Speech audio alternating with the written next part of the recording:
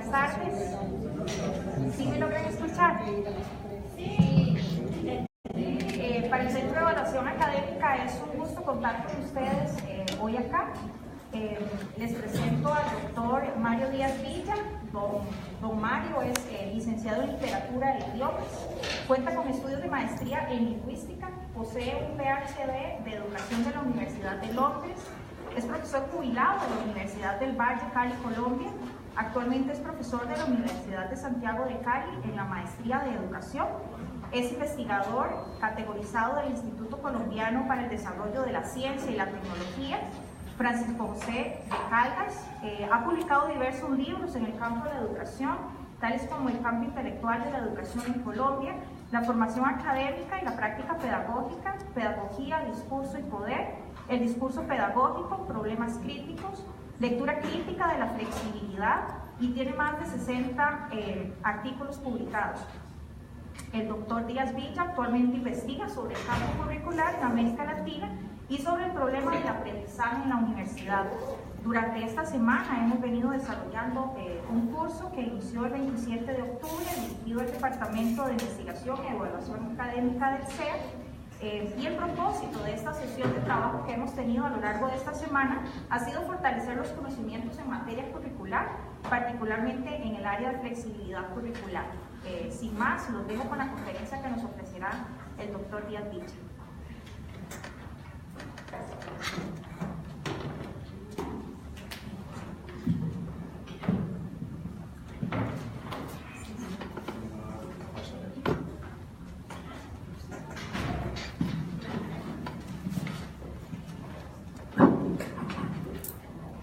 Bueno, muy buenas tardes. Es para mí un placer estar aquí en la Universidad de Costa Rica. Es la segunda oportunidad que tengo de venir a participar en diálogo con académicos de comunidades académicas, y voy a hacer una síntesis muy apretada. Es un planteamiento complejo del papel que juega la universidad en el siglo XXI, sobre todo en materia curricular. Voy a tratar de desarrollar algunos puntos. Me había propuesto a mí mismo no volver a hacer conferencias, porque ustedes saben que en una conferencia hay demasiada síntesis y el campo de conocimiento de la educación es muy amplio, complejo, y no se puede, inclusive una temática, desarrollar en tan poco tiempo. Sin embargo, vamos a hacer el esfuerzo de plantear los puntos más relevantes y pertinentes de lo que consideramos es parte del título de la conferencia.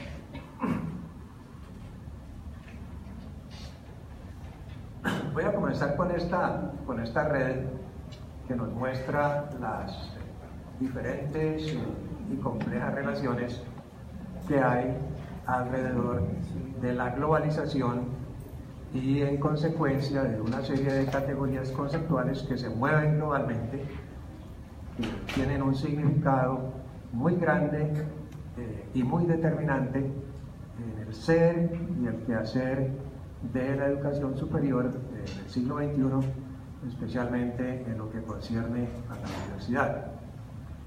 Si ustedes ven, hay una relación entre globalización y flexibilidad.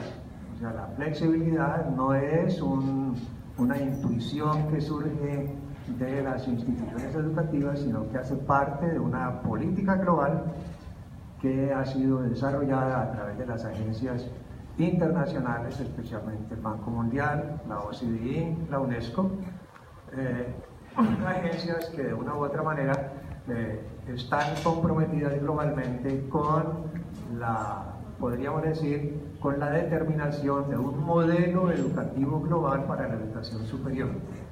Ese modelo educativo global posee un lenguaje específico, implica un conjunto de prácticas específicas y se mueve sobre la base de discursos que son relativamente homogéneos que se replican entre las tres agencias que he mencionado. Ese proceso de globalización está vinculado a los cambios cruciales en las bases colectivas de la sociedad, que son el cambio económico, más o menos surge por allá a finales de los años 60 y se extiende a partir de la década de los años 70, y que se concibe o se conoce comúnmente como postfordismo. El modo de producción económica cambia de ese modelo de producción jerarquizado, seriado, en el cual la producción de bienes era una producción masiva, cambia a un modelo mucho más organizado horizontalmente, más centrado en el trabajo en equipo y sobre todo desjerarquizado. De cierta manera, el modelo, digamos, postfordista hace parte de los primeros cambios que se produjeron en el Japón a través de una empresa que todos conocemos globalmente, y es la Toyota. De allí que sea muy común hablar de toyotismo como un modelo económico que se ha ido también imponiendo en la educación. Es posible encontrar en los discursos que aparecen en Google, es posible encontrar, por ejemplo, términos como currículo toyotista, ¿ya? O currículo postfordista. Ese modelo económico ha tenido una influencia muy grande en tres aspectos: en la vida, en la educación y en el trabajo. El cambio en la vida se ha definido, digamos, desde el punto de vista sociocultural y ha generado una serie de transformaciones en los estilos de vida, en la división del trabajo en diferentes ámbitos de la vida social, como por ejemplo en la familia, en la escuela, en las agencias religiosas y en otros ámbitos en los cuales, digamos, la jerarquía explícita, la verticalidad, la distribución del poder han ido cambiando para asegurar nuevas formas de relación social y nuevas formas de división del trabajo. De allí que la flexibilidad se convierta como en una especie de principio básico que rige esos tres destinos: la vida, la educación y el trabajo. Desde esa perspectiva es posible hablar de trabajo flexible, o que se expresa, digamos, en términos económicos más claramente en lo que se denomina flexibilidad laboral. Flexibilidad laboral que de un lado se convierte en un principio básico para el desarrollo económico, ¿ya? En el sentido como lo plantea el capitalismo o el capital básicamente, y del otro lado, digamos, una posición perversa porque atenta contra la estabilidad laboral, atenta contra la certidumbre laboral que tienen los trabajadores y genera un gran deterioro, digamos, de esa estabilidad, ¿no? Que conduce a lo que los sociólogos de este campo denominan precariedad laboral, ¿ya? Hoy día todos saben que inclusive en el campo de la educación superior la vinculación de los profesores hora cátedra hace parte de esa flexibilidad laboral, y la flexibilización de las tareas académicas pues ha conducido a la generación de incertidumbre, muchas veces a la improvisación de cuadros académicos, y necesariamente eso tiene una incidencia crucial en el mejoramiento de la calidad académica de la educación superior, específicamente de la formación profesional. La flexibilidad igualmente ha conducido a la generación de otro lenguaje, y es el lenguaje de las competencias. Las competencias han invadido el campo de la educación superior, y paradójicamente las universidades que debieran ser o debieran seguir ejerciendo ese papel de conciencia crítica de la sociedad han asumido de una manera acrítica el discurso de la flexibilidad, han asumido de una manera instrumentalista el discurso de la flexibilidad y han asumido fundamentalmente de manera acrítica el discurso de las competencias.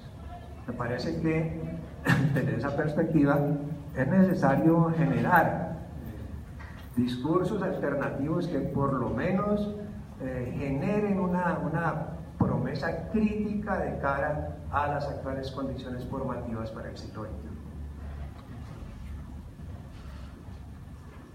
Allí estamos viendo en la diapositiva cómo esos dos campos, el campo económico y el campo cultural, pues han sido determinados por los procesos de globalización económica, que como ya he dicho se denominan posmodernismo, y por los procesos de globalización cultural que todos conocemos con el nombre de posmodernidad. O sea, globalización y posmodernidad son como dos caras de una moneda. La globalización económica ha tenido un impacto fundamental en los estilos de vida, de tal manera que hoy día, digamos, nuestras formas de vida se han globalizado y nuestra permanencia en una zona local se activa o se vincula de manera global a través de los medios de las tecnologías de la información y la comunicación.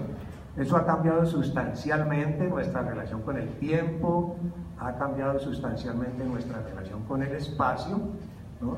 Y ha generado otras incertidumbres, otras angustias. Ha cambiado, por ejemplo, la relación entre las narrativas escritas frente a las narrativas actuales. Uno diría que la relación de acronía y sincronía, que desde el punto de vista lingüístico nos permite explicar aspectos temporales y espaciales, pues han colapsado de cara a las nuevas tecnologías de la educación. Los procesos diacrónicos vinculados a narrativas históricas se han convertido en procesos sincrónicos que aparecen hoy día más como espectáculo que como narrativas históricas. Todos podemos presenciar in situ, por ejemplo, podemos presenciar la guerra, el conflicto, la corrupción, ¿ya? O sea, prácticamente podríamos decir que todas esas circunstancias globales han invadido las esferas de nuestra vida cotidiana y desde la cotidianidad podemos acceder a los eventos globales que suceden cotidianamente. Eso ha conducido evidentemente a un cambio de posición frente a los procesos económicos y a los procesos educativos. La flexibilidad se ha impuesto en términos del debilitamiento de los límites. ¿Qué quiere decir eso? Que se han desdibujado las barreras económicas, se han desdibujado las barreras culturales y se han desdibujado las barreras sociales en ciertos contextos. Desde el punto de vista cultural, bien sabemos que ha habido transformaciones importantes en las formas de vida social, ¿no? Por ejemplo, se ha debilitado la división del trabajo del género, se ha debilitado los límites rígidos en términos de género, han aparecido nuevos discursos en relación con el género, discursos híbridos que están significando otras posturas sociales y otras posturas culturales que antes estaban completamente deslegitimadas. Quizás uno podría decir que esos nuevos procesos de legitimación van de la mano con la globalización y la posmodernidad. En algunos casos significan la reivindicación, por ejemplo, de las minorías, y en otros casos significan la destrucción de reivindicaciones colectivas que históricamente se habían dado. Por ejemplo, las reivindicaciones de la clase obrera ya no existen de cara a la flexibilidad laboral, pero sí existen reivindicaciones de género, por ejemplo, de cara a aquellos grupos sociales que antes eran excluidos en virtud de su identidad de género.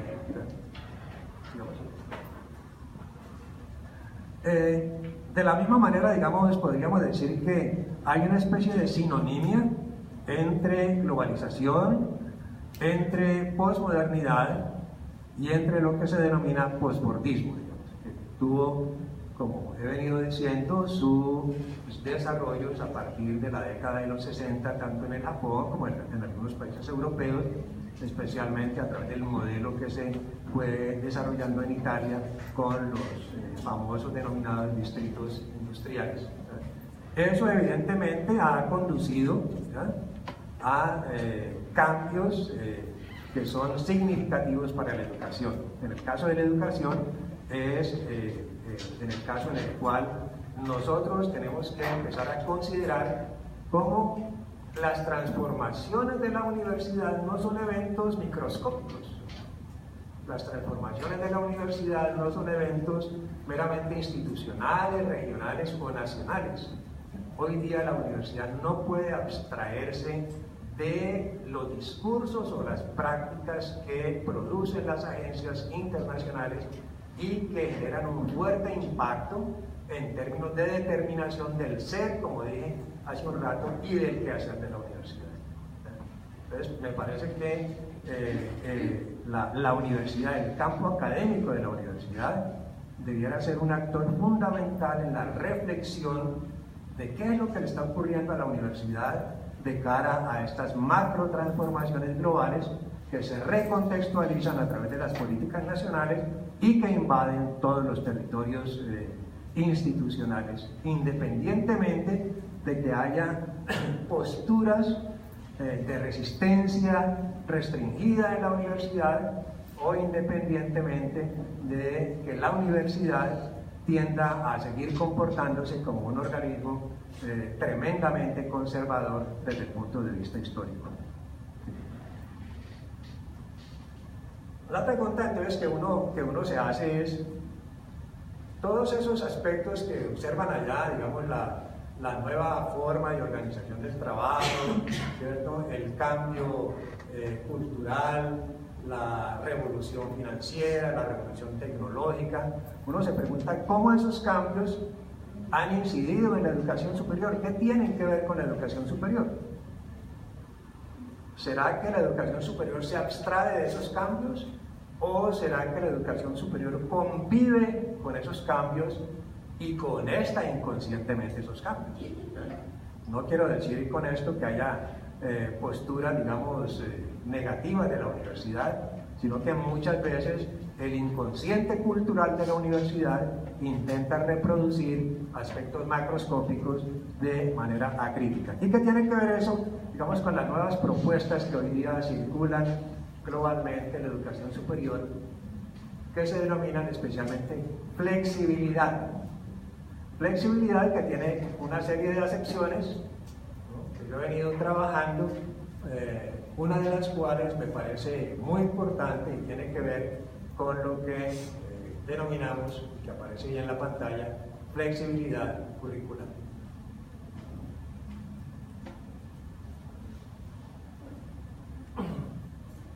Ya he venido diciendo que ese concepto de flexibilidad ha generado, digamos, transformaciones en el mundo laboral, ¿no?, ha generado transformaciones en la educación, pero también ha generado transformaciones en la conciencia, en la identidad, en la identidad profesional. Hoy día el concepto de profesión liberal ha colapsado frente a la multiplicidad de campos de conocimiento y práctica que han surgido en el mundo académico, pero igualmente en el mundo laboral. Si uno hiciera, desafortunadamente no tengo la diapositiva aquí, si uno estableciera un cruce vertical y horizontal entre las ciencias naturales, las ciencias sociales, las ciencias humanas y las artes, ¿no?, en esos 4 cuadrantes, encontrarían un hibridaje impresionante de discursos que han ido generando un crecimiento abrumador y segmentado de las formas de constitución de nuevas identidades profesionales. Hoy día es posible encontrar lo que algunos sociólogos o especialistas del campo denominan profesiones de 4ª generación, que son casi que híbridos de híbridos, o sea, son básicamente campos de prácticas elevados al estatuto de profesión con una supuesta, digamos, identidad epistémica, que es una identidad epistémica yuxtapuesta a un conjunto de prácticas que pueden ser desarrolladas de manera técnica sin necesidad de acceder a la formación universitaria. Pero las pretensiones, digamos, de profesionalización le han quedado casi que cortas a la universidad, y por eso es que en menos de unas 2 décadas, digan ustedes, de 10, 15, 20 programas, se ha pasado a que las instituciones tengan 150, 200 y más nomenclaturas de títulos profesionales. Ejemplos de esto los encontramos en carreras híbridas, como por ejemplo ingeniería financiera, ¿no? Que uno se pregunta, digamos, ¿qué es una ingeniería financiera? ¿Qué ha tomado la ingeniería? ¿Es finanzas o es ingeniería? O por ejemplo ingeniería administrativa, y así sucesivamente. Si comenzáramos a examinar el grueso de profesiones que han ido legitimando por la vía universitaria, iríamos encontrando una cantidad de profesiones superfluas que lo que hacen es segmentar el mercado de trabajo. Carreras como por ejemplo administración hospitalaria, administración hotelera, administración agropecuaria, donde el principio generativo básico es la gramática del campo de la administración. Sin embargo, eso ha conducido a una segmentación profunda del mercado. Si usted se gradúa o si un estudiante se gradúa en administración hospitalaria, pues es probable que no pueda trabajar en un hotel, porque el mercado está segmentado desde el punto de vista de las habilidades y competencias que supuestamente adquirió y desarrolló durante su formación profesional. Entonces, ese sujeto flexible también no solo se hace en términos formativos, sino ya en términos del quehacer.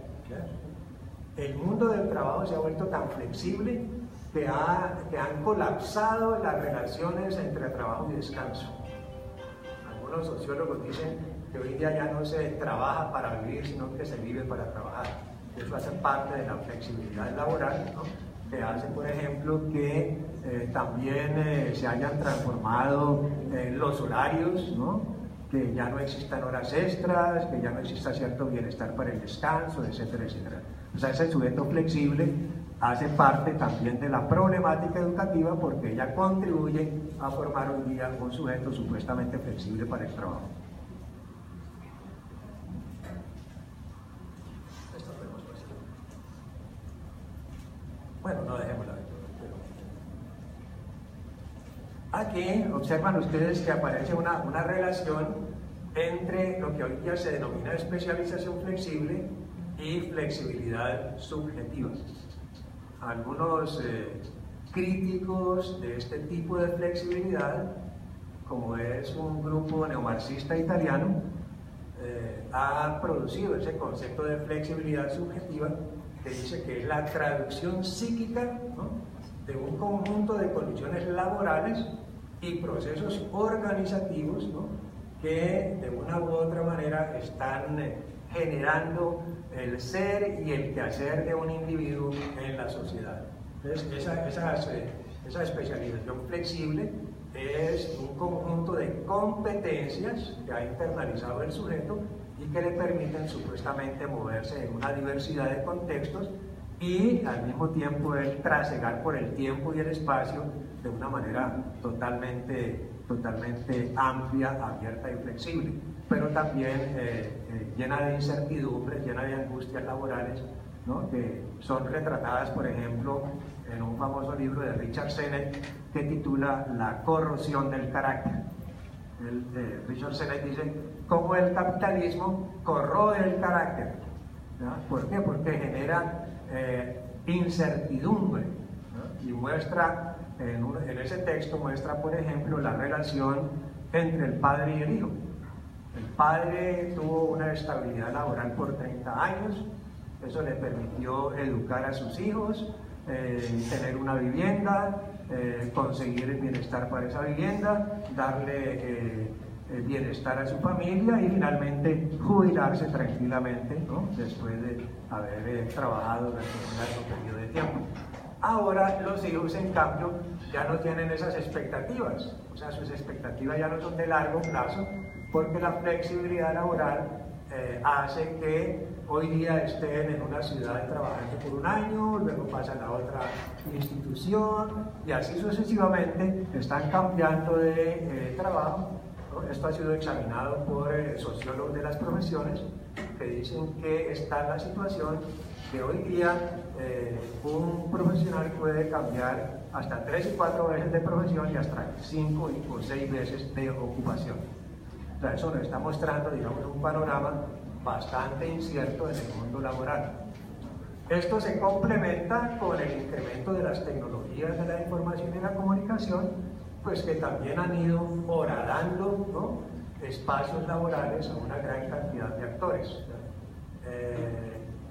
Jeremy Rifkin tiene un texto muy interesante sobre la vida laboral y dice que al año 2020, ¿no?, trata de predecir un poco el asunto al año 2020, dice que al año 2020 la situación laboral será tremendamente precaria porque las tecnologías habrán invadido muchos escenarios de la vida laboral y pues ya no habrá posibilidad para muchos profesionales de ejercer la vida laboral. Observen ustedes que esto está muy ligado a una política global que surge de las agencias internacionales y es el emprendimiento. Como ya usted no sale, no egresa de la universidad a ocupar una posición laboral estable, sino que sale a encontrarse un mundo incierto que probablemente lo vinculará al ejército de desempleados, ¿verdad? Esa incertidumbre se trata de morigerar a través de la oferta que hace la educación propuesta por las agencias internacionales de políticas, prácticas de emprendimiento. O sea, el discurso del emprendimiento también ha penetrado en la universidad. Entonces los estudiantes, en adición, digamos, a adquirir una identidad profesional, deben ser emprendedores, creativos, innovadores, ¿ya? Todo un lenguaje que hace parte de la flexibilidad que se impone en el mundo global. Entonces tenemos que la flexibilidad se ha vuelto en el siglo XXI, finales del siglo XX y del siglo XXI, en un asunto relevante para la economía, para la sociedad, para la cultura, para la educación y para el Estado. Además porque el Estado se ha vuelto un Estado flexible, ¿no? Un Estado que regula la desregulación. Es paradójico. No es que la desregulación venga por la vía económica, no. El Estado es el principal actor de la desregulación económica y crea todas las condiciones para la liberación de los mercados, para la transnacionalización de los mercados, ¿ya?, para la libre importación y exportación de productos, para el que los dineros golondrina viajen plácidamente de un lugar a otro, etcétera, etcétera. Todo eso hace parte, digamos, de la tarea que emprende el Estado en estos momentos. Pero igualmente se ha convertido en un asunto crucial para las instituciones educativas, especialmente en términos de la organización, en términos de los actores que habitan, digamos, estas instituciones como la universidad, y en términos de los discursos y prácticas que allí se generan. Ahora bien, ¿cómo asume la política global este concepto de flexibilidad? La asume de dos maneras. Por una parte, la asume como el debilitamiento de los límites. Esa es una primera acepción, digamos, ¿no?, que se da alrededor de la flexibilidad. Pero la otra, y quizás es la más importante para la universidad, y que yo denomino flexibilidad instrumental, es aquella que yo diría semánticamente se vincula indirectamente al mercado. La propuesta del mercado es que nosotros consumimos libremente las diferentes opciones que nos ofrece un supermercado. Vamos a un supermercado y de 10 marcas, libremente escogemos la que corresponde a nuestros intereses, a nuestras necesidades, a nuestro proyecto gastronómico, etcétera, etcétera. Ese es un ejemplo, digamos, de flexibilidad, la segunda caracterización de la flexibilidad. Por eso está vinculada, digamos, a apertura, a capacidad de elección, ¿ya?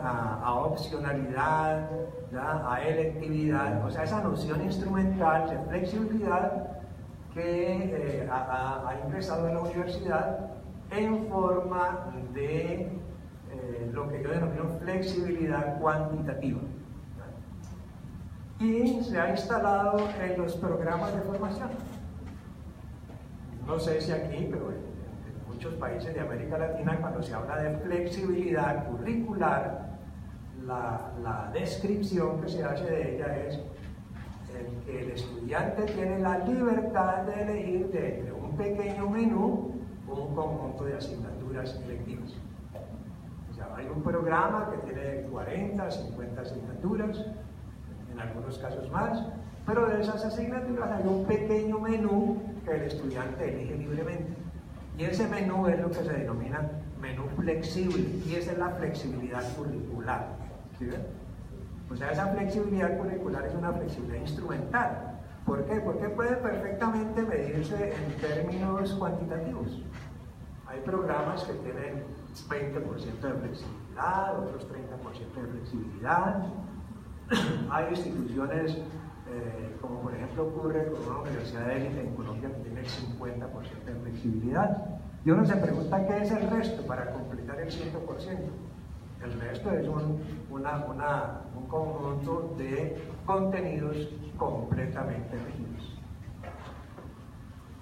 Es supremamente interesante analizar este fenómeno, o sea, ¿por qué la universidad le apuesta, digamos, a la flexibilidad en términos cuantitativos y por qué no le apuesta al debilitamiento de los límites entre los diferentes campos de conocimiento, que es la otra acepción de la flexibilidad? Observen ustedes que en el siglo XIX la unidad básica del conocimiento que se generó, digamos, a través de la Universidad Humboldtiana, ¿no?, centrada en la investigación, fue la disciplina. Yo diría que en el siglo XIX se consolidaron muy fuertemente las disciplinas. Y las disciplinas establecieron entre ellas límites muy rígidos, pero fueron la base, digamos, del desarrollo del conocimiento. En el siglo XX aparece un nuevo concepto, el concepto de interdisciplinariedad, que genera un cierto debilitamiento de los límites, pero que no atenta contra la identidad disciplinaria. Por eso el trabajo interdisciplinario significó reunión de diferentes disciplinas alrededor del estudio o solución de ciertas problemáticas. La relación que existe entre el cambio del modelo económico, el cambio de modelo cultural vía educación, se produce más o menos sobre la década de los años 80, cuando empieza a plantearse un nuevo concepto, el concepto de transdisciplinariedad, y hacia la década del 90, algunos autores, ¿no?, como Michael Gibbons, empiezan a plantear un cambio profundo en la producción del conocimiento. Entonces, hacen una crítica severa al modo de producción disciplinario. Y a ese modo de producción disciplinario le oponen lo que denominan un nuevo modo de producción de conocimiento. Ese nuevo modo de producción de conocimiento ya no está centrado en las disciplinas, sino que está centrado fundamentalmente en la transdisciplinariedad. Y el objeto de conocimiento no deriva de la disciplina, sino de grandes problemas que hoy afectan a la humanidad. Eso está radiografiado en el texto de Michael Gibbons y otros autores, ¿no?, en su texto especialmente que se llama La nueva producción del conocimiento. porque él para la UNESCO en el año de 1998 presentó una propuesta titulada La relevancia del conocimiento para el siglo XXI, que está implicando, digamos, cómo lo que él denomina el modo de producción de conocimiento 1, que es un modo de producción disciplinario, jerarquizado, donde los investigadores están en su laboratorio, donde la investigación se produce casi que sin tiempo. Él dice, no, el nuevo modo de producción de conocimiento está centrado en problemas. Ese nuevo modo de producción de conocimiento tiene que resolver problemas cruciales de la humanidad, rápidos, que no podemos esperar a que un investigador se dedique 3, 4 años a pensar el problema del SIDA, a pensar el problema de la contaminación ambiental, a pensar el problema del cambio climático. Entonces, todo esto, digamos, empieza a convertirse como en una política que va teniendo una influencia directa sobre la universidad y especialmente sobre los currículos de la universidad. O sea, es por eso que hoy día, digamos, es muy amplio ese discurso que plantea que la organización curricular de los programas en una universidad debe estar centrado en problemas. Pero aquí hay un aspecto que uno empieza a discutir y es, bueno, ¿hasta qué punto las disciplinas deben seguir conservándose como la unidad organizativa del conocimiento? Y hasta qué punto la transdisciplinariedad debe generar, digamos, soluciones frente al innumerable conjunto de problemas y no necesariamente caer en la trampa de generar identidades demasiado híbridas que básicamente apuntan a la solución de problemas contextuales. Ustedes bien saben que la formación en una universidad, porque ustedes son profesores, son académicos, lo saben muy bien, que generalmente la formación de un profesional en la universidad se hace en términos de dos campos: el campo de la teoría y el campo de la práctica. O sea, hay una especie de relación entre lo básico y lo aplicado, ¿ya? O en términos curriculares, entre la fundamentación básica y la fundamentación profesional o la práctica profesional. Ese es como el esquema clásico que tienen todas las universidades. La pregunta que uno se hace es, ¿hasta qué punto esa división rígida de esos dos campos es lo que ha generado problemas en la formación, y hasta qué punto la delimitación rígida de las disciplinas ha generado un tipo de identidad, o mejor, un tipo de estudiante que puede tener o puede adquirir una identidad profesional relativamente fuerte, pero que tiene una identidad epistémica profundamente débil? Ese es un tremendo problema que yo estoy investigando, porque si bien es cierto, digamos, todavía se mantiene se mantiene el campo epistémico como un epicentro básico de la formación, se ha ido debilitando frente a las nuevas propuestas contextuales o contextualistas que plantean las agencias internacionales de cara a la solución de problemas. Yo he venido realizando estudios de programas curriculares cuyas reformas se han realizado en décadas, y observa uno cómo desde el momento en que nació el programa, digan ustedes, década de los años 70, 80 del siglo pasado, hasta hoy, se han ido produciendo una serie de cambios curriculares muy interesantes para el análisis, para la crítica. Programas, por ejemplo, quiero mencionar arquitectura, que es un programa que he trabajado, ¿verdad?, que en la década de los años 60, 70 tenía todo un conjunto de contenidos epistémicos muy fuertes: sociología, antropología, semiótica, inclusive algunos tenían lingüística.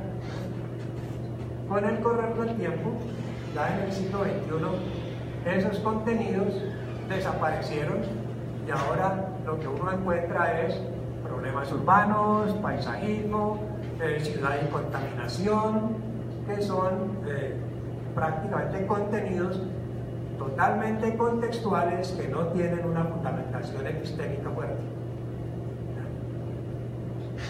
¿Qué quiere decir esto de cara, digamos, a las transformaciones curriculares que se generan en la universidad?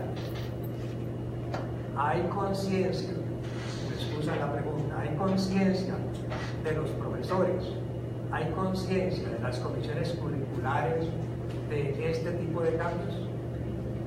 Se genera en la conciencia de los profesores o desarrollan los profesores una capacidad crítica y analítica frente a este tipo de cambios que parece que fueran solo de quitar y poner asignaturas al tenor de la distribución del poder de una u otra unidad académica.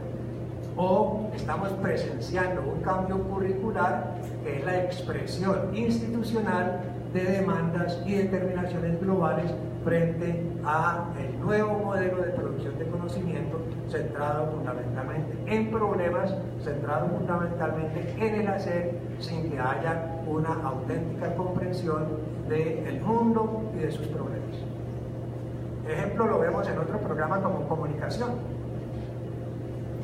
Cuando yo examiné algunos programas de comunicación del siglo pasado, digan ustedes, década de los años 80, encontré con el grupo de investigación que esos programas tenían lingüística muy fuertemente. La lingüística era un fuerte muy importante en la fundamentación de ese comunicador social. Semiótica, que es crucial, digamos, si un comunicador social no sabe semiótica, pues tiene una falencia epistémica fuerte.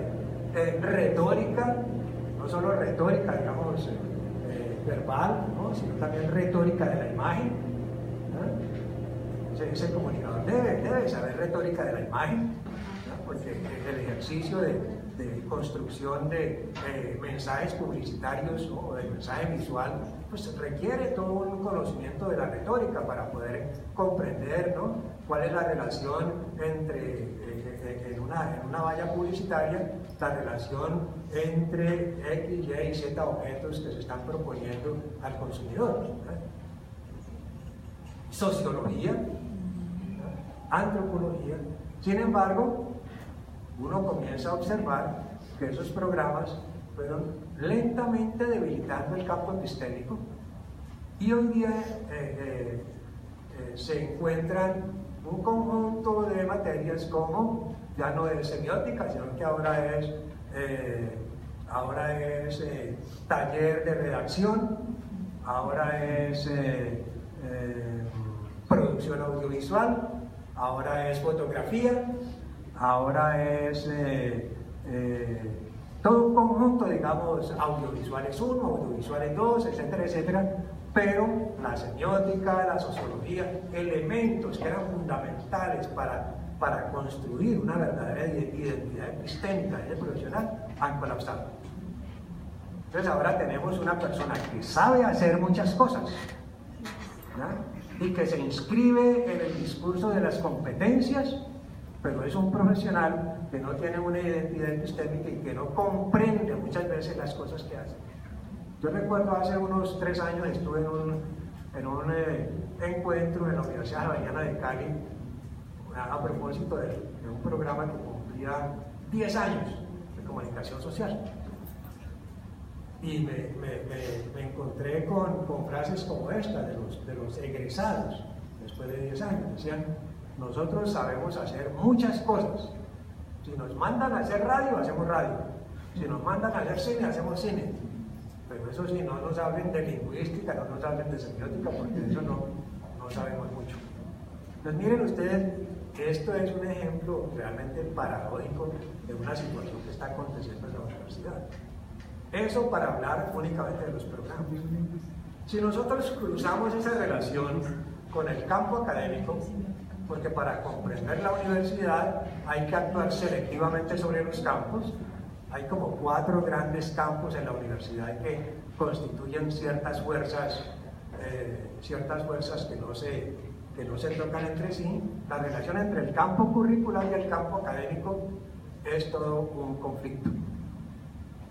El campo académico corresponde a los actores de la universidad, los profesores, los académicos, y el campo curricular es el conocimiento.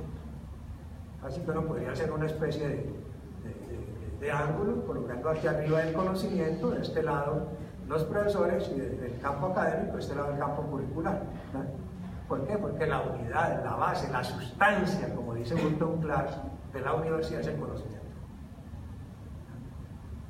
En el campo académico, el conocimiento se altera y recoge como la herencia, digamos, del siglo XIX, de la organización disciplinaria, ¿no? Y recoge también el modelo organizativo de la Universidad Montiana y de la Universidad Francesa, de la organización en escuelas, facultades, departamentos, luego se le agrega algo del modelo americano de centros, institutos, etcétera, etcétera. En la Universidad Napoleónica el modelo organizativo era facultades y escuelas. En la Universidad de Humboldt el modelo era el departamento disciplinario. Todavía algunas instituciones públicas manejan ese lenguaje, a pesar de que ese lenguaje también empezó a hibridarse y hoy día se trabaja, digamos, en cada universidad de una manera totalmente arbitraria, ¿no? Señalando que no hay unidades jerárquicas. Para algunas universidades la escuela es la unidad mayor, el departamento es la unidad menor; para otras universidades el departamento es la unidad mayor, la escuela es la unidad menor. O sea, independientemente de eso, independientemente de esa arbitrariedad organizativa, el elemento que organiza el campo académico es los límites rígidos.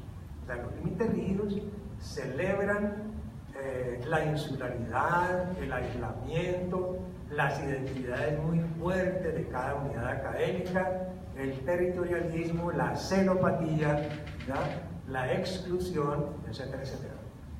Y eso tiene una connotación muy fuerte en la vida académica.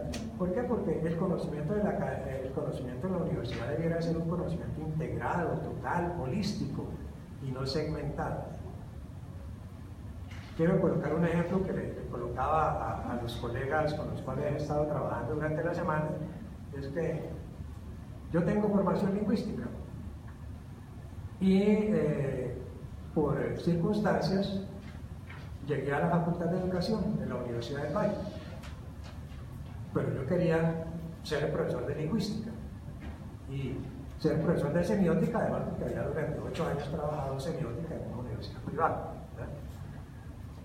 Me fui a conversar con el director del Departamento de Comunicación Social, que administraba el programa de comunicación social, y subrayo administraba porque aquí hay un tremendo problema de cara a la relación entre lo académico y lo curricular. Para el campo académico cree que el campo curricular es su propiedad. O sea, los profesores o las unidades académicas creen que su programa es patrimonio de ellos y no de la universidad. En algunas universidades de Colombia ha tenido que darse esa situación casi que autoritaria de plantear que los programas curriculares, los planes de estudio son de la universidad y no son de las unidades académicas. Que las unidades académicas les tocó en suerte administrar uno u otro programa, pero que no son los dueños del programa. El programa no es patrimonio de una unidad académica. Esa arbitrariedad evidentemente recorre América Latina. Unos lo administran, otros son dueños. Entonces es un problema, digamos, que no quiero entrar en ese debate, ¿ya? Y le decía al profesor, yo quiero dictar semiótica, un curso de semiótica, ¿por qué no me facilitan un curso de...? Y el director del Departamento de Comunicación me dijo, muy bien, dicta el curso de semiótica. Pues se armó una trifulca tremenda por parte de los profesores de comunicación social, ¿no?, que rechazaron mi papel como profesor de semiótica porque decían, ¿cómo un profesor de educación va a dictar un curso de semiótica si la semiótica es patrimonio del Departamento de Comunicación? Miren ustedes, estos son ejemplos paradójicos que nos muestran cómo esas tensiones entre lo curricular y lo académico a veces le hacen mucho daño a la universidad. La insularidad, no estamos negando desde el punto de vista epistémico, digamos, que haya necesidad de las disciplinas. Evidentemente el ejercicio interdisciplinario o transdisciplinario pues tiene su base en las disciplinas, porque no puede haber transdisciplinariedad o no puede haber interdisciplinariedad si no hay disciplinas. Pero una cosa es la existencia de las disciplinas y otra cosa es que desde el punto de vista social se genere una apropiación territorial de la disciplina y se haga de la universidad una especie de archipiélago académico y una especie de archipiélago curricular. Esto nos muestra, digamos, cómo hay necesidad de comprender la flexibilidad de otra manera.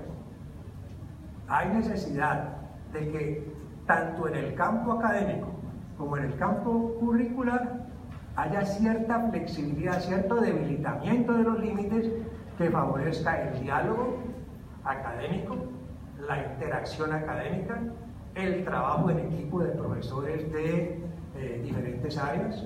Y esto no lo digo yo, lo dicen sociólogos.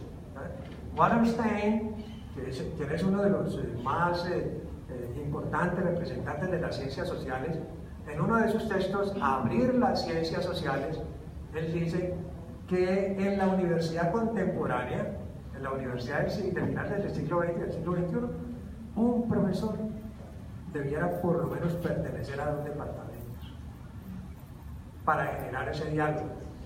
Y lo argumenta de esta manera. ¿Por qué? Dice él. Porque la sociología no es patrimonio de los sociólogos. La sociología es patrimonio de los científicos sociales. Y la economía no es patrimonio de los economistas. La economía es patrimonio de los científicos sociales. Y así sucesivamente va mostrando cómo las disciplinas de las ciencias sociales no son patrimonio de todos los actores del campo y no de la insularidad de un determinado antropólogo o un determinado sociólogo o de un determinado economista, etcétera, etcétera. Entonces, esa insularidad debiera por lo menos analizarse y deconstruirse con el objeto de generar nuevas formas de diálogo de los saberes. Yo creo que la universidad es un escenario de diálogo de los saberes, no es un escenario para que cada saber, ¿no?, se convierta o se considere jerárquicamente superior a otro saber.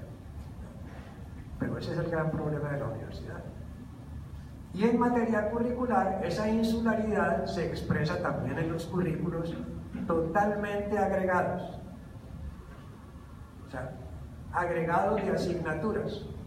Y bien saben ustedes que las asignaturas tienden a convertirse en patrimonio académico de sus actores. Y esa relación, digamos, entre el actor y la asignatura, ¿no?, que genera como el sentimiento de propiedad privada, va horadando la posibilidad de generar más ampliamente esos diálogos de saberes. Yo he escuchado a muchos de mis colegas en la Universidad del Valle, en la Universidad de Santiago de Cali, decirme: profesor, no se meta en mi asignatura. Esa es una expresión, ese pequeño enunciado sociolingüístico es una expresión de cómo, digamos, casi que viaja al inconsciente colectivo, ¿no?, de los actores de la universidad, el hecho de que el conocimiento tiende a ser patrimonio de los profesores. No, el conocimiento es patrimonio de cualquiera. Y la universidad debiera patrocinar, debiera incentivar, estimular ese diálogo de los saberes. ¿Para qué? Para que, por ejemplo, las reformas curriculares sean objeto de diálogo, sean objeto de análisis colectivo, participativo, colaborativo, y no sean objeto de disputas académicas que terminan en tremendas tensiones de orden académico y, por qué no, político muchas veces. Entonces me parece que la flexibilidad no puede verse única y exclusivamente en términos económicos, ¿no? Sus perversiones económicas difieren de la forma, digamos, como en la universidad los actores académicos conciben el conocimiento. Si el conocimiento es válido para la comprensión del mundo, debemos hacer del conocimiento un campo fundamental de crecimiento intelectual, social y político de los estudiantes. Y eso únicamente para hablar de la relación entre el campo académico y el campo curricular. Esto ya lo hemos dicho, digamos, cómo el debilitamiento de los límites es una concepción de la flexibilidad que necesariamente ha ido creando nuevos escenarios sociales y nuevas prácticas. Y lo quiero ejemplificar con 2 o 3 casos. Ha habido una transformación fundamental en las relaciones de género. Y la división del trabajo del género se ha debilitado. Y ese debilitamiento, digamos, de la distribución del poder que crea la división del trabajo del género, se ha transformado hacia nuevas relaciones sociales entre los géneros. Ese debilitamiento, por ejemplo, ha conducido a que, desafortunadamente para ciertos grupos sociales o en ciertos grupos sociales, haya una especie de hibridaje de roles femeninos, roles masculinos que se hibridan y que hacen parte, digamos, de esa relativa horizontalidad en términos de la distribución del poder de los géneros, que hacen parte del debilitamiento de los límites en la división del trabajo. Eso está claro. En materia, digamos, por ejemplo, miren ustedes, en los rituales religiosos, ha habido también un debilitamiento de los límites rígidos que existían en el ritual religioso entre ese actor que manejaba un lenguaje esotérico de espaldas a la feligresía, ¿no? Frente a una feligresía absolutamente pasiva. Hoy día observan cómo se debilitaron profundamente los límites, ¿no? En ese ritual, y aparece un proceso de inclusión de la feligresía como actor fundamental del acto religioso. Y por eso es que hoy día, ¿no? La misa se celebra con el rodo, con reggaetón, ¿no? Una mujer lee el evangelio, el otro lee los salmos, etcétera, etcétera. O sea, hay toda una participación. Es casi que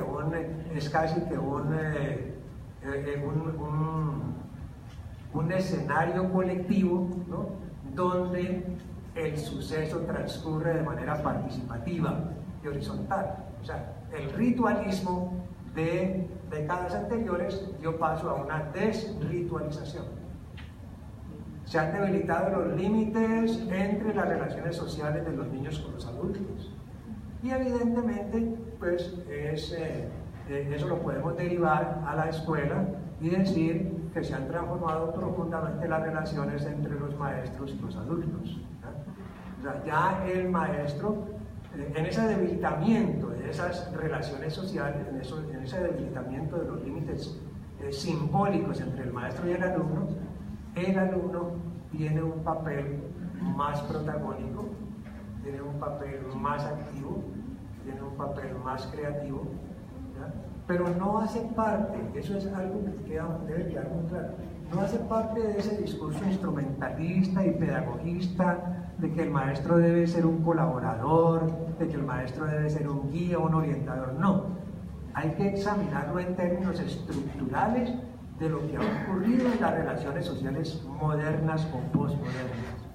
O sea, las relaciones sociales posmodernas han debilitado fuertemente los límites al punto que ha habido una desritualización del contexto de práctica, ¿no? en un escenario específico. Y entonces el alumno ya tiene otros roles, además, porque han aparecido nuevas formas de interacción mediadas por las tecnologías. Y esas formas de interacción mediadas por las tecnologías han transformado el estilo de vida de los estudiantes, pero también han transformado el estilo de vida de los profesores, ¿ya? Los sociólogos plantean hoy día que nuestros estilos de vida son fundamentalmente tecnológicos y eso ha alterado profundamente la interacción, ¿ya? la ha alterado en materia semiótica, la ha alterado en materia lingüística, la ha alterado en comportamientos, ha generado más ansiedad, más angustia. Miren ustedes cómo las narrativas del pasado eran narrativas de expectativa. En el pasado uno tenía esa expectativa romántica de que le llegara la carta después de 15 o 20 días, ¿no? Hoy día es la incertidumbre y la angustia azarosa y la neurosis porque el mensaje no llega en fracciones de segundos. ¿Ya? Entonces miren ustedes cómo esa compresión del tiempo-espacio ha penetrado también los espacios del aula de clase. Y esa transformación de esa relación tiene implicaciones fundamentales para el aprendizaje y para la enseñanza. Entonces, aquí tenemos otro aspecto importante de cara a la flexibilidad, y es lo que denominamos flexibilidad pedagógica.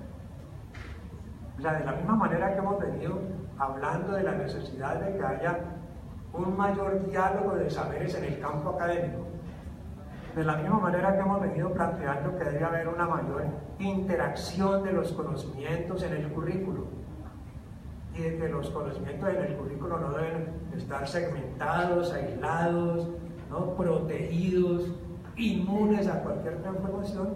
De esa misma manera, cuando llegamos al campo pedagógico, estamos planteando la necesidad de que se tome conciencia de que la relación pedagógica no debe comprenderse como un asunto meramente metodológico, procedimental, de motivación conductual, sino que han cambiado fundamentalmente las bases también colectivas del aprendizaje. Y se han cambiado las bases colectivas del aprendizaje y las bases también individuales del aprendizaje, pues eso está significando desde el punto de vista social e inclusive desde el punto de vista epistémico un cambio en la forma como el profesor debe representarse la relación pedagógica y en la forma como el profesor debe representarse el estudiante. Hoy justamente elaborábamos una discusión en torno a un video muy interesante. El problema no es el video, nos interesa la teoría que se maneja en ese video, y es la caracterización que se hace por parte de expertos, digamos, en el tema del aprendizaje, no desde una perspectiva metodológica ni instrumental, sino desde una perspectiva sociológica. O sea, ¿cuál es la tipología de maestros o de profesores que hay en la universidad? Y se plantean como tres grandes grupos. Aquel maestro que piensa en lo que es el estudiante. Ese es el primer tipo de profesor, digamos. El que ya de entrada tiene una representación de los buenos, los regulares y malos, y trabaja para los buenos. Es como la representación del primer grupo. El segundo grupo es el maestro que está centrado en lo que él hace. En lo que él hace. Entonces, ese maestro, me excusan si digo maestro, es profesor, pues, un académico, ¿no? En la universidad. Ese profesor hace muchas cosas. Y entre esas cosas es llenar el tablero de signos, símbolos a la carrera y está centrado y muestra el libro y la lectura y hace muchas cosas y el estudiante no logra capturar ni captar lo que está haciendo ese maestro. Él hace muchas cosas y se define como bueno porque hace muchas cosas. Es más o menos la descripción medio rampante de esta segunda. Y el tercer maestro es aquel que se denomina de tercer nivel, ¿no? Que es el que tiene un propósito fundamental y es lograr que sus estudiantes logren. Ese maestro, miren, lograr que sus estudiantes logren tiene un significado muy importante. ¿Por qué? Porque ese maestro está alineando los propósitos formativos con los métodos y los procesos de evaluación. Entonces, esos tres tipos de maestros, ¿no? Generalmente existen en la universidad, además de otras categorías que no voy a mencionar, desde el punto de vista del aprendizaje en el campo pedagógico. Pero también hay 5 niveles de aprendizaje de los estudiantes que se catalogan como en 5 subniveles, ¿no? Que hacen parte como de 2 grandes niveles que se denominan aprendizaje profundo y aprendizaje superficial. La mayoría de los estudiantes de la universidad, y eso es el reto, digamos, que le queda al Centro de Evaluación Académica, y por qué no al mismo profesorado de algunas facultades como Ciencias Sociales, Educación, el Departamento de Psicología, Antropología, Sociología, etcétera, etcétera, es indagar, ¿no? Es indagar por qué hay en la universidad un amplio porcentaje de estudiantes que va más allá del 50% cuyo aprendizaje es superficial. Y por qué hay un grupo muy reducido de estudiantes, ¿no? Es como simplificando la teoría, porque hay un grupo reducido de estudiantes que presentan un aprendizaje profundo. Entonces, esto es comprensivo, analítico, dialógico, que siempre intentan, digamos, preguntar, que no se quedan, que no tragan entero, me excusan la expresión, que están tratando de escribir, leer, buscar, indagar, investigar, frente al aprendizaje superficial de aquel que solo estudia durante los parciales, que se prepara para el final, ¿no? que está retraído porque poco le interesa, digamos, en virtud de las circunstancias que discurren en la relación pedagógica, le interesa pasar y simplemente obtener un título. Entonces, la pregunta que uno se hace es, de cara, digamos, a esta relación en esa matriz de los 3 niveles de profesores y de los 5 niveles de aprendizaje, ¿cuál es el papel que estamos jugando nosotros como profesores en la constitución de identidades profesionales solventes, comprensivas, críticas, analíticas, que realmente respondan a lo que declara la misión de la universidad, ¿no? En su texto, que puede leerse fácilmente de un país a otro. O sea, para que esa misión de la universidad no termine siendo, como yo la denomino, simplemente retórica. Si nosotros les voy a leer les voy a decir la misión de mi universidad, y ustedes me dirán si están de acuerdo en que esa misión difiere profundamente de la de ustedes, de la Universidad de Costa Rica. Formar profesionales críticos, analíticos, comprometidos con su sociedad, responsables, capaz de liderar y conducir proyectos y resolver problemas de la sociedad. Esa es la misión de la Universidad de Costa Rica. ¿Qué parecido tiene con la Universidad de Costa Rica? ¿Ah? Es casi que igual. Y si hacemos un pequeño corpus, profesor y profesora, si elaboramos un pequeño corpus de misiones de la universidad de algunos países de América Latina, aleatoriamente, vamos a encontrar que el enunciado tiene el 90% de similaridad. Son iguales. Entonces uno se pregunta, América Latina está formando, las universidades de América Latina están formando profesionales críticos, analíticos, comprometidos con su sociedad, etcétera, etcétera. Y uno se pregunta, ¿es eso cierto? O sea, ¿qué va de esa misión retórica a los currículos? Los currículos está alineada, utilizando el término de Biggs, está alineada esa misión con el currículo, con la pedagogía y con la evaluación.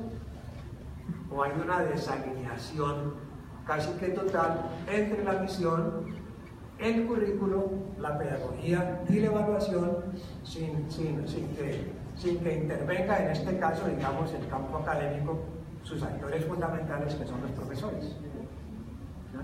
O sea, todas estas reflexiones nos están planteando cómo el tema de la flexibilidad es un tema complejo. O sea, el tema de la flexibilidad no puede reducirse a la disminución de asignaturas, El tema de la flexibilidad no puede reducirse a generar 3 cursos más selectivos. El tema de la flexibilidad no puede reducirse a disminuir el número de créditos.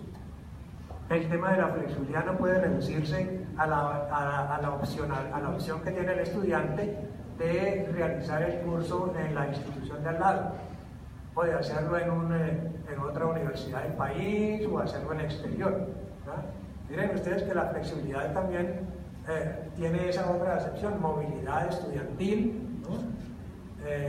Homologación, etcétera, etcétera. Todos esos aspectos que aparentemente son flexibles nos están mostrando la cara instrumental y cuantitativa de la flexibilidad, y no cambios cualitativos que conduzcan a generar una nueva morfología en los procesos de formación, una nueva morfología en los currículos y una nueva morfología en las formas de organización de los profesores. Por ejemplo, uno podría pensar que la flexibilidad en términos de debilitamiento de los límites podría o debe necesariamente conducir estructuralmente a que haya un cambio de ese trabajo del profesor aislado, privado y competitivo a un trabajo socializado, participativo y colaborativo, no dentro del territorio de su unidad académica, sino abrir un poco las fronteras, abrir un poco esas fronteras epistémicas y dar posibilidad a esa expresión que me parece bellísima en la universidad, que es el diálogo de saberes. Diálogo de saberes.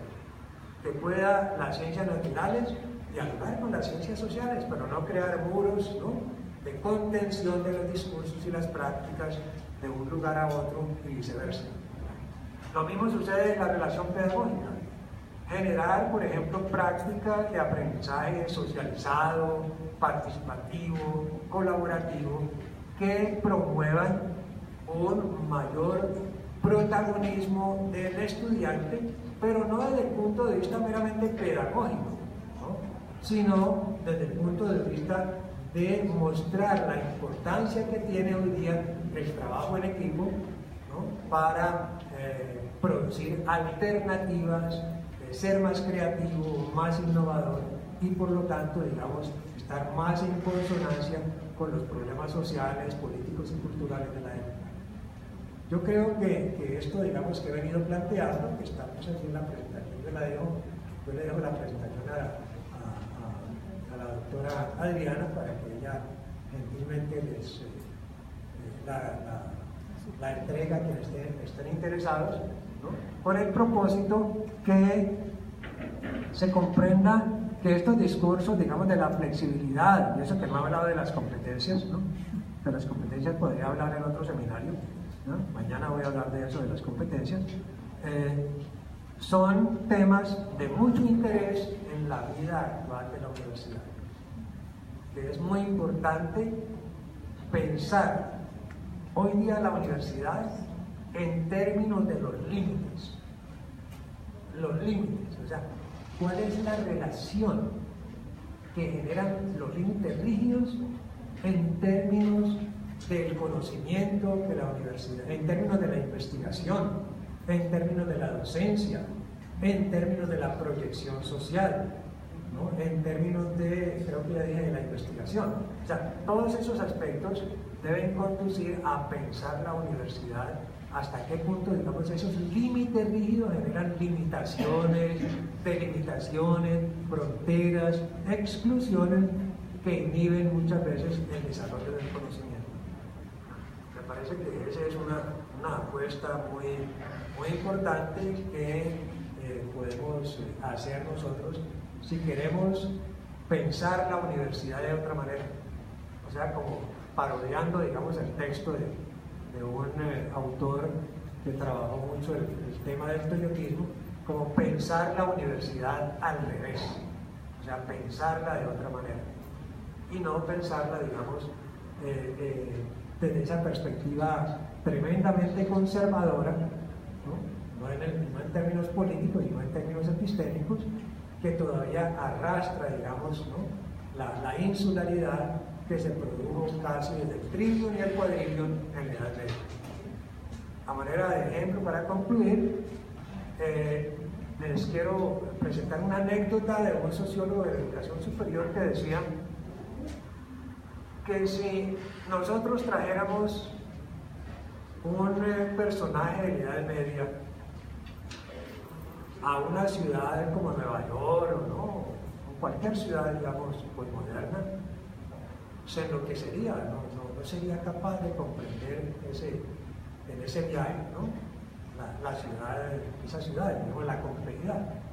Pero él dice que si lo trajéramos a una universidad, nadaría como pez en el agua. ¿Qué quiere decir eso? Digamos que en cierta manera la universidad es una fuerza conservadora muy grande. Entonces hay necesidades como de deconstruir esa fuerza conservadora para aligerar las cargas y generar como otro tipo de universidad. Sobre todo, miren, en una época en la cual no recuerdo exactamente qué sociólogo de la educación superior dice que por allá hacia el año 2022 la universidad no va a ser un espacio físico, sino que la universidad va a ser un espacio virtual. O sea, que la universidad va a ser un conjunto de consolas y que este espacio perfectamente podrá ser la universidad. Entonces pienso, digamos, que es muy importante cómo la universidad tiene que proyectarse de cara al futuro. No, oigan bien, y eso me debe quedar muy claro desde mi punto de vista, no para reproducir las macropolíticas que venden o imponen mejor las agencias internacionales, sino para generar alternativas a sociedades que hoy día demandan soluciones fundamentales de cara al mejoramiento de su situación económica, de su situación familiar, de la situación de la salud, del agua y de todos los servicios que hoy día fueron prácticamente reventados, ¿no?, por el Estado de cara a la promoción de la privatización de todas las empresas que antes contribuían al bienestar de los pueblos latinoamericanos. Pues creo que la universidad debe recuperar ese papel de conciencia crítica de la sociedad. La universidad no puede seguir acríticamente reproduciendo discursos hegemónicos. Esa es una tarea y una apuesta que yo, digamos, formulo de cara a este punto de vista. Muchas gracias.